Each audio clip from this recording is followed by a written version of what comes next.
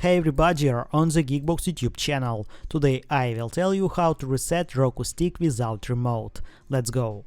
Connect your phone to the same network as the TV. Open Roku app.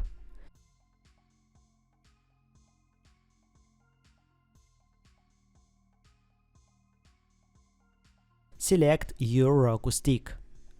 Remote.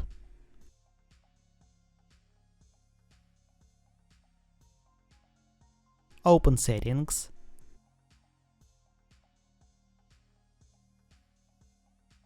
System. Advanced System Settings. Factory Reset. Enter PIN. Or use the remote control from the main TV. Or find the reset button on the stick itself. That's it. Now you know how to reset Roku stick without remote. Thanks for watching. Please like and subscribe to the channel. Good luck and see you soon.